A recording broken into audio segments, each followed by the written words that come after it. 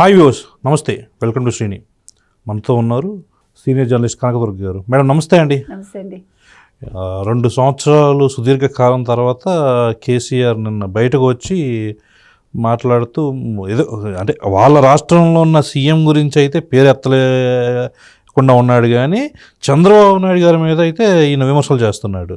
అసలు ఏంటండి ఈయన ఏమనుకోవాలి అసలు దీని గురించి? అంటే 40 ఏళ్ళు అయినా కూడా చంద్రబాబు మీదే ఆధారపడి ఉన్న ఒక వ్యక్తి ఎవరు అంటే కేసీఆర్. 10 ఏళ్ళుగా రాజకీయాల చంద్రబాబు పేరుతో బతుకుతున్న ఇంకొక వ్యక్తి ఆంధ్రప్రదేశ్లో జగన్మోహన్ రెడ్డి. కాబట్టి చంద్రబాబుని ఎందుకు పదే పదే తలుచుకున్నాడు అంటే దానికి ఒక కారణం ఉంది. ఏం కారణం అంటే మీకు కనుక గుర్తుంటే కనుక అయితే 2014లో తెలంగాణ వచ్చినప్పుడు పూర్తి తెలంగాణలో తెలంగాణ రాష్ట్ర సమితి రాలేదు. తెలంగాణ అనే ఒక ఇష్యూ ఏదైతే ఉందో, తెలంగాణ ఉద్యమం ఏదైతే ఉందో అది మొత్తం తెలంగాణ అంతా రాలేదు, తెలంగాణ ప్రజలందరూ యాక్సెప్ట్ చేయలేదు. మరి చేస్తుంటే ఇక్కడ వై నాట్ 175 అన్నట్టుగా ఇక్కడ మొత్తం సీట్లు రావాలిగా. ఏ రోజైనా పూర్తి మెజారిటీ కేసీఆర్కి వచ్చిందా 2 టర్మ్స్లో? రాలేదు. అంటే దాని అర్థం ఏంటంటే ఇక్కడ మీకు తెలంగాణలో కాంగ్రెస్ ఏదైతే ఉందో కాంగ్రెస్ ఓట్లే మీకు బీఆర్ఎస్కి పడ్డాయి, అంటే అప్పటి టీఆర్ఎస్కి.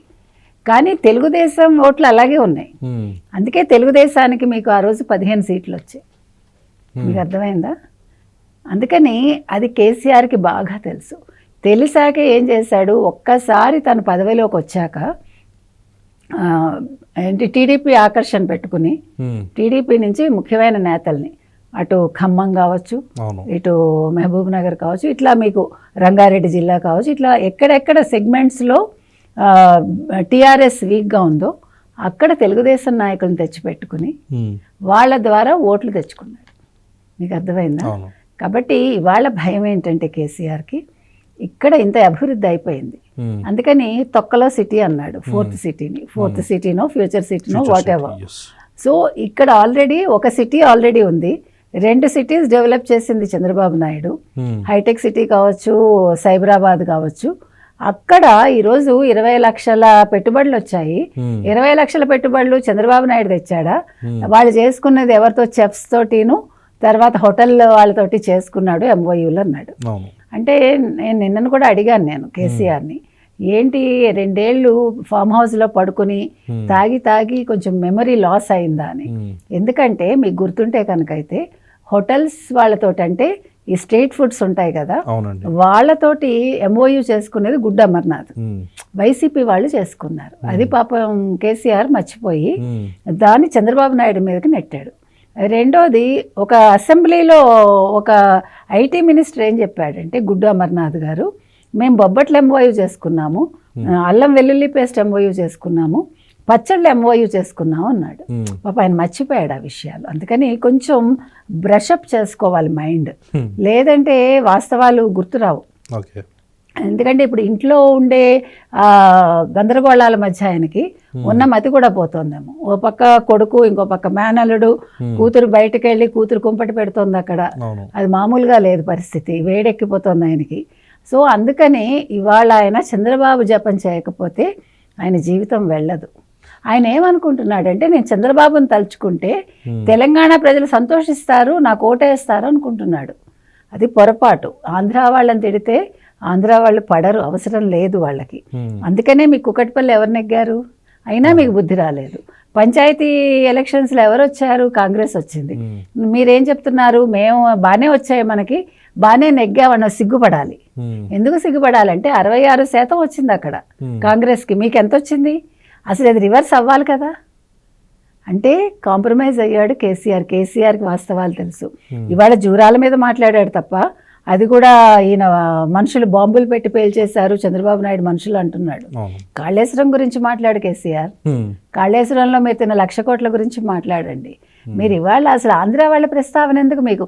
అంటే చంద్రబాబు నాయుడు పేరు తలవకపోతే మీకు రాజకీయంగా అసలు మనుగడ లేదా? చంద్రబాబు జపమే చెయ్యాలా? అది మనం అడుగుతున్నాం. ఎందుకంటే ఆయన లేచి వస్తానంటాడు జగన్మోహన్ రెడ్డి, ఇంకే ఉంది ప్రజల్లో తిరుగుతాను బస్సు యాత్ర అంటాడు. ఈయన కూడా ఏదో బస్సు యాత్ర అంటున్నాడు. సో ఇద్దరు గురు శిష్యులు ఒకలాగానే ఉన్నారు. రేవంత్ రెడ్డిని అంటున్నాడు గురువు బాటలో నడుస్తున్నాడని. రేవంత్ రెడ్డి గురువు బాటలో నడిస్తే నిజంగా రాష్ట్రం బాగుపడుతుంది. ఎందుకంటే వాళ్ళు అభివృద్ధి లక్ష్యంగా వెళ్తారు కాబట్టి. మీరు మీ బాటలో జగన్ నడిచినా, జగన్ బాటలో మీరు నడిచినా, ఆల్రెడీ జగన్ బాటలో నడిచాడు కాబట్టి రెండో టర్మ్ రాకుండా అయిపోయింది. అయితే ఇక్కడ చూసినట్టుగా అయితే ఎక్కడ ప్రెస్ మీట్లో రేవంత్ రెడ్డి పేరు ప్రస్తావించడానికి కూడా కేసీఆర్ భయపడినట్టు కనిపిస్తుంది. ఇక్కడ భయం కాదు, నిన్న అన్నాడు కదా, అంటే చాలా నీచంగా చూస్తున్నాడు. అసలు రేవంత్ రెడ్డి ముఖ్యమంత్రి ఏంటి అన్నట్టు మాట్లాడాడు. సో అంత ప్రత్యేకత కనిపించలే. మీకు అర్థమైందా చంద్రబాబు నాయుడు ఎందుకు తలుచుకుంటున్నాడు? చంద్రబాబు నాయుడిని అక్కడ పెట్టాడు ఆయన, అందుకని ఆయన చంద్రబాబు నాయుడినే తలుచుకుంటాడు. మీకు భిక్ష పెట్టిందే తెలుగుదేశం. మీకు ఎన్టీఆర్ వల్ల మీరు వచ్చారు, చంద్రబాబు నాయుడు వల్ల మీరు ఎదిగారు. ఎదిగాక మీరు శిక్షణ తీసుకున్నది తెలుగుదేశంలో.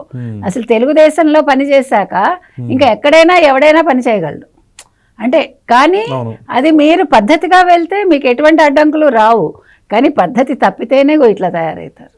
అందుకని ఇవాళ 4వ సారి చంద్రబాబు నాయుడు ముఖ్యమంత్రి అవ్వగలిగారు, 4వ సారి కేంద్రంలో చక్రం తిప్పుతున్నారు. మీరు చక్రం తిప్పాలి, కేంద్రంలో నేను ప్రైమ్ మినిస్టర్ అవ్వాలనుకుని ఉన్న టీఆర్ఎస్ని మార్చేసి తెలంగాణ అనే పదాన్ని తీసేసి ఎప్పుడైతే భారత రాష్ట్ర సమితి అని పెట్టారో మీరు ఇంటికి చెడ్డ రేవడయ్యారు. ఇవాళ మళ్ళా మీరు ప్రెస్ మీట్లో తెలంగాణ రాష్ట్ర సమితి, తెలంగాణ రాష్ట్ర సమితి అంటూ ఉంటే ప్రజలు నవ్వుకుంటున్నారు. మళ్ళా ఎందుకు తెలంగాణ ఎక్కడి నుంచి వచ్చిందని. తెలంగాణ రాష్ట్ర సమితి భారత రాష్ట్ర సమితిగా పరివర్తన చెందినది అనేది మర్చిపోయారు కంప్లీట్గా. అదే అంటున్నా, అసలు మీకు తెలంగాణ అనే పదం ఎక్కడుంది? అసలు మీ బ్లడ్లోనే లేదు. ఇప్పుడు ఉండుంటే అసలు మీరు ఆ పదం మార్చరు.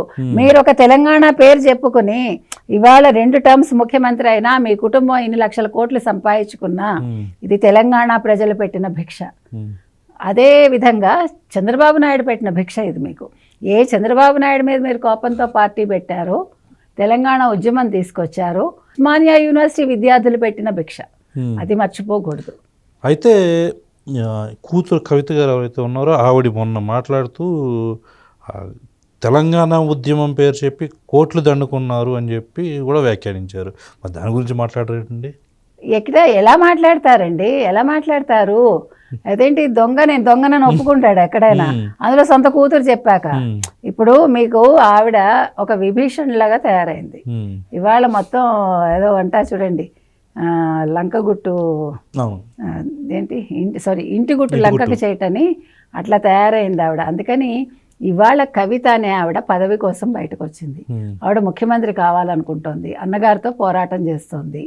అటు మరోపక్క హరీష్ రావు తోటి ఆవిడ యుద్ధం చేస్తోంది. అందుకని ఈవిడ ముఖ్యమంత్రి కావాలంటే ఆవిడ ఎంచుకున్న మార్గం ఏంటంటే ఇంటి గుట్టు బయట పెట్టడం, అంతే తప్ప దానివల్ల నాకు చేయటం అనేది ఆవిడకి అర్థం కావట్లేదు. ఆవిడ ముఖ్యమంత్రి ఎలాగా అవ్వదు. అంటే అసలు కవిత నిజంగా చెప్తున్నానండి, ఆవిడ కామ్గా ఇంట్లో ఉండి ఆవిడ జాగృతి ఏదో ఆవిడ చూసుకుని ఉంటే ఒక మర్యాద ఉండేది. ఇప్పుడు లక్ష్మీపార్వతి ఏ రకంగా చెడిపోయిందో, అంటే రాజకీయంగా వేరేగా తీసుకోవద్దు, ఐఎమ్ సారీ. సో ఆ రకంగా ఈవిడ రాజకీయంగా బయటకు వచ్చి ఇంటి గుట్టు బయట పెడుతూ, అంటే ఒక ఆడబడుచు, ఇంటి ఆడబడుచు ఇలా ఉండకూడదు అనే దానికి ఒక ప్రత్యక్ష ఉదాహరణగా ఈరోజు కవిత నిలుస్తోంది. ఇవాళ కేసీఆర్కి ఒక పక్క కవిత, ఇంకో పక్క కేటీఆర్, ఈ 2 తలనొప్పుల మధ్య ఆయన ఏం చేయాలో తెలియక బయటకు వచ్చాడు. ఇవాళ మళ్ళా ఏదో జల ఉద్యమం చేస్తానంటున్నాడు. మళ్ళా ఇంకొకటి ఏంటంటే ఇప్పుడు ఆంధ్రాతో ఉద్యమం చేస్తానంటున్నాడు. చూద్దాం ఏం చేస్తాడు ఇంకొక విషయం, రేవంత్ రెడ్డి నిన్న ప్రెస్ మీట్ అవగానే వాళ్ళ మంత్రులందరూ నిన్న సాయంకాలం ప్రెస్ మీట్ పెట్టి లెఫ్ట్ అండ్ రైట్ ఇచ్చారు. కాబట్టి అట్లా ఉండాలి, రేవంత్ రెడ్డి లాగా ఉండాలి. రేవంత్ రెడ్డి దగ్గర పనిచేసే మంత్రుల్లాగా ఏ రాష్ట్రంలో మంత్రులైనా వెంటనే కౌంటర్ ఇవ్వగలగాలి. రైట్ అండి, నమస్తే.